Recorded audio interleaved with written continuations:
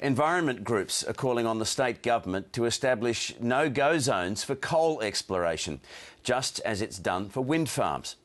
They've made their call in a submission to a parliamentary inquiry as test drilling for brown coal and coal seam gas begins near Bacchus Marsh.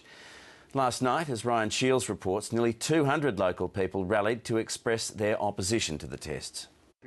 It's not often you hear a politician opposing investment in his own electorate. We don't want to have this new export industry developed here in Bacchus Marsh. But such is the angst caused by Mantle Mining's efforts to search for brown coal under the town. A Victorian government representative told last night's meeting not to worry because all that's been issued is an exploration licence. Doesn't allow for any work other than what's called low-impact exploration, which is essentially only things you can do by hand.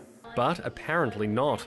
Today we became aware that drilling has already commenced in Bacchus Marsh at the end of the airfield in Daisybank Lane. Mantle Mining was invited to the meeting.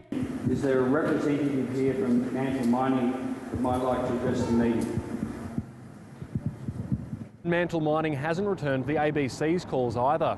In light of the issues at Bacchus Marsh and elsewhere, environment lawyers are urging the government to establish scientifically identified no-go zones for mining, similar to those already in place to limit the spread of wind farms. I mean, it's interesting that at the same time as the government's trying to make it harder to build wind farms in Victoria, they're trying to make it easier to build coal mines and coal seam gas mines in Victoria.